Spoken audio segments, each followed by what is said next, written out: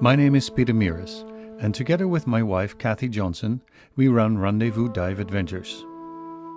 Descending in the waters of the Pacific Northwest is immersing oneself in kelp forests, schools of fish, and incredible, colorful invertebrate life. But there is a serious threat to all of this. Each year, a fleet of gillnet boats harvests the riches of the salmon runs. Using a predetermined size of mesh, they target the salmon and in general create very little bycatch. But despite their best efforts to fish responsibly, nets get snagged on some reefs. In October 2011, divers reported such a derelict net on one of our dive sites. So, we decided to investigate.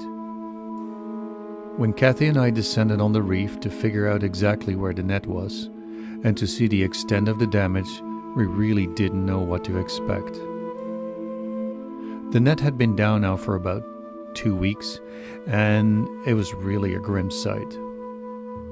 As it was snagged on top of the reef in, let's say, 30 feet of water, it was close to the surface and had not only caught fish and crab, but also seabirds like cormorants.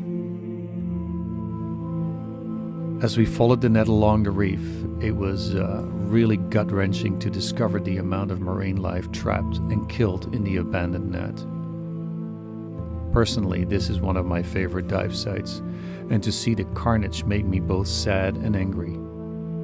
Sad, of course, to see the damage and the animals killed, and angry because of the fact that one of the commercial gill netters didn't even bother to pick up the phone and report it. It was particularly hard to see the cormorants in the nets and imagine how they dive down and fly through the water and die in the struggle to get free. The total disregard of someone who makes a living of the ocean's riches for the damage he causes is unbelievable in this day and age.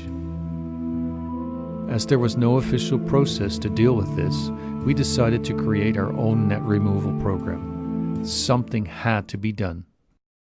We coordinated with the local Department of Fisheries and Oceans, and on the first calm day we gathered our dive gear and prepared to take the net off. 4 officers of the Port Alberni office came out on the motor vessel Discovery Point and would be our service crew. After a briefing, we loaded all the necessary gear, and it took about 15 minutes to arrive at the site. The weather was ideal, calm, sunny, and good visibility, so it was all ready to go. The first thing we needed to do was to tie a line that was taken to the surface to the end of the lead line of the net. Once this lead line was attached, we used a very simple system. I would pull off part of the net and see how much life could be saved. My main concern was to make sure I didn't get entangled. Kathy was my safety diver and documented the process. We opted not to use our usual large video system, but filmed with a GoPro HD. Once part of the net was ready to go up, I would pull twice on the line, and the service crew would gently pull it up until they met resistance. We repeated this until it was too deep for me to follow the net down.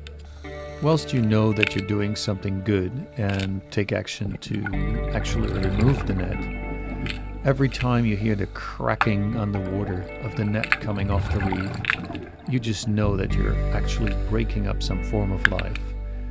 And you really have to keep in mind the positive that you are cleaning the reef rather than the negative of the damage that has been done.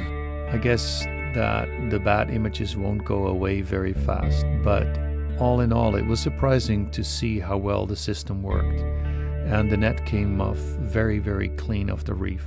After we did this first net removal, we now have a full-scale volunteer diver program for this in place. We have successfully removed 3 more nets, and the system is now copied in other places. We needed some funding too, and made a DVD called Kelp and Critters, which allows us to completely self-fund our program.